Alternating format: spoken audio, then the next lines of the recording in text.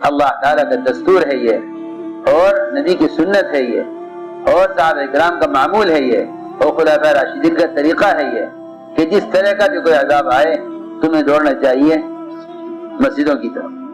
یہ خیال باطل خیال ہے کہ مسجد میں جمع ہونے سے بیماری پیدا ہوگی، یہ خیال بالکل باطل خیال ہے۔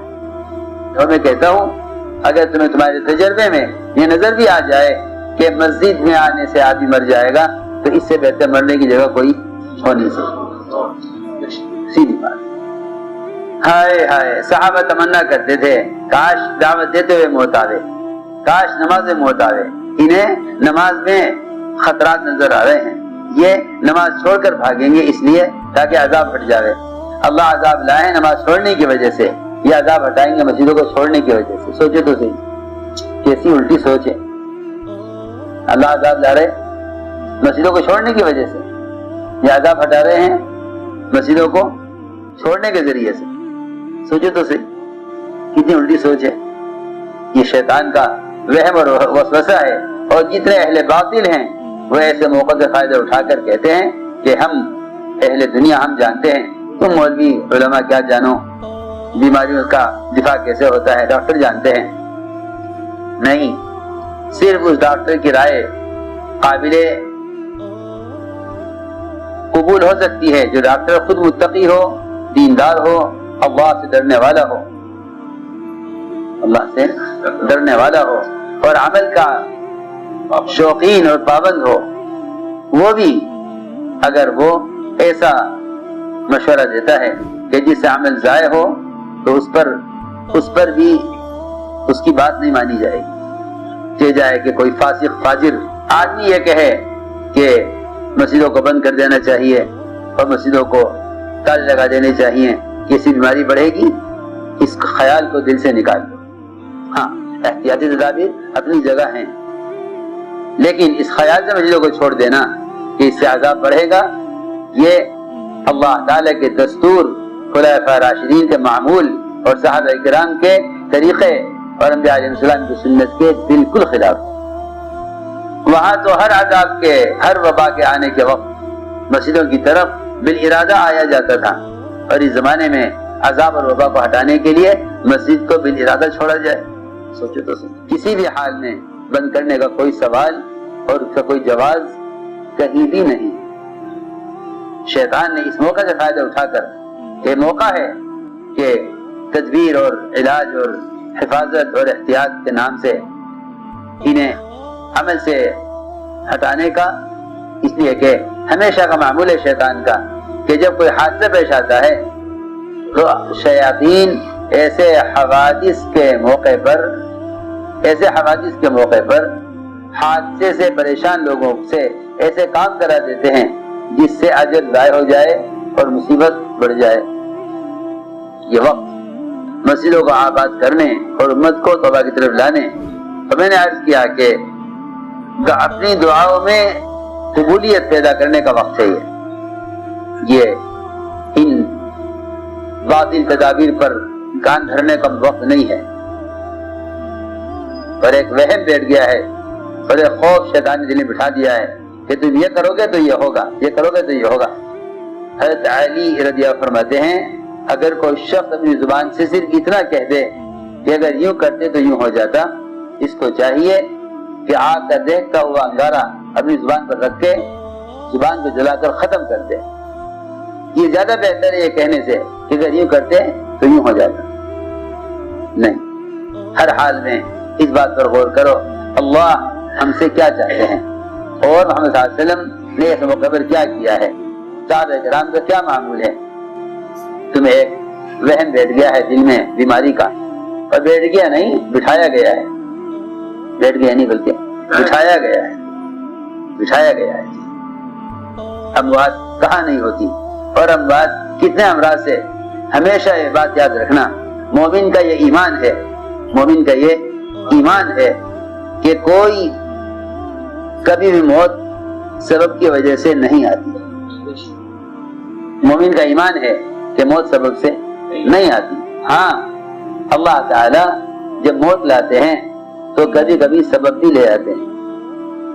میری بات توجہ چاہتی ہے، سبب سے موت نہیں آتی، بلکہ موت کے لیے کبھی اسباب آ جاتے ہیں۔ کیوں آتے ہیں؟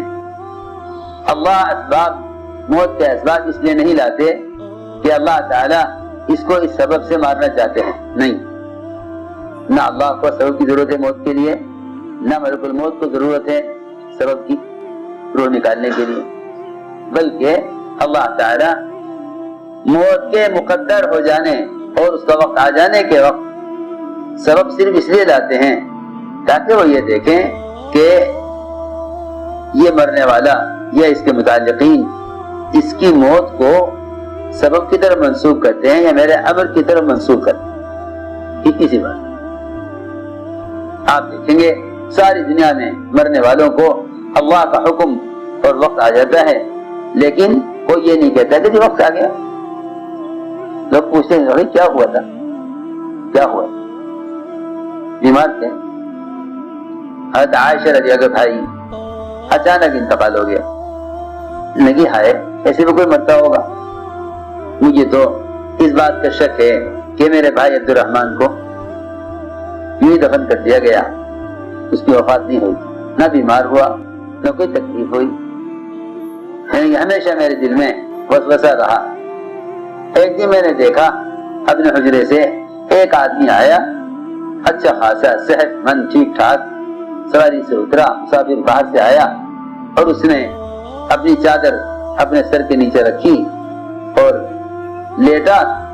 تھوڑی دیر کے بعد نماز کا وقت ہو گیا، جب اسے ہلایا اٹھایا نماز کے لیے تو وہ مرا ہوا تھا۔ یعنی کہ بس میرے دل سے ہمیشہ کے لیے یہ خلجان ختم ہو گیا۔ یہ میں سوچتی تھی ایسے بھی کوئی مرتا ہے؟ میں نے عرض کیا کہ موت سبب سے نہیں آتی۔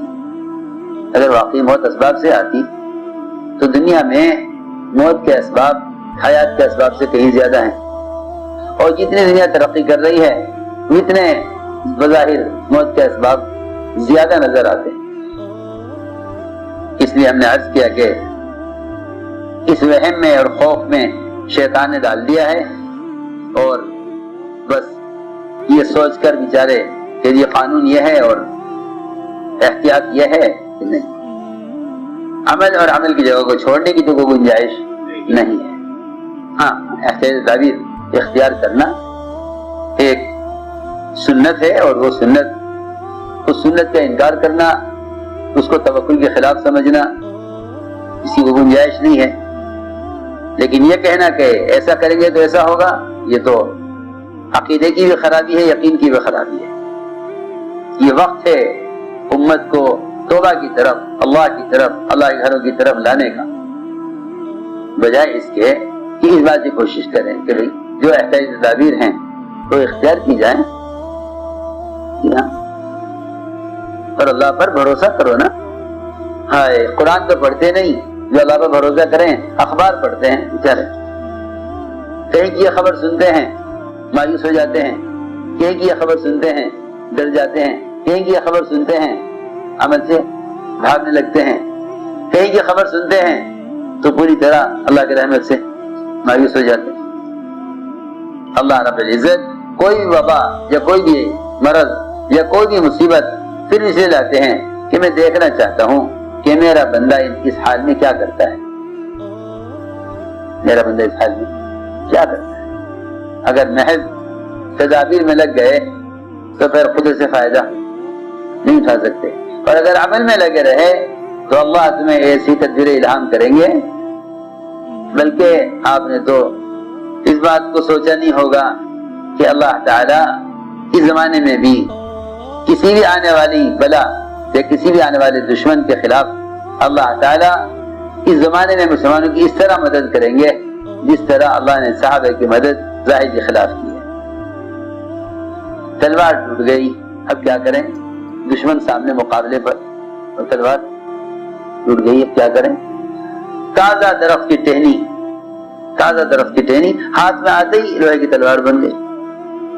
اللہ تعالیٰ یہ دکھلاتے ہیں کہ تم جو میں کہہ رہا وہ کرو، تو جو حال تم پر آئے گا اس حال سے میں خود نہیں نکلوں گا۔ میں کیا بتاؤں، اس زمانے کے مسلمان اللہ کے عذاب سے خود نمٹنا چاہتے ہیں، اور اس کے عذاب کا مقابلہ اپنے اسباب سے کرنا چاہتے ہیں۔ بس جب اللہ تعالیٰ کے صحت کے خزانوں کا یقین نکل جاتا ہے دل سے تو دواؤں پر مدار آ جاتا ہے۔ جب اللہ تعالیٰ کے غیبی خزانوں سے کہ ملائکہ اور اللہ تعالیٰ کے لشکروں کا یقین دل سے نکل جاتا ہے تو پھر انہیں فوج اور ہتھیار اور ان کو دنیا جہان کی بات کی شکلیں نظر آتی ہیں اپنے دفاع کے لیے۔ اور میری بات یاد رکھنا، ان شکلوں کے ضابطے طریقے ایسے ہیں کہ اس کے لیے مسلمان کو عمل چھوڑنا ہی پڑے گا۔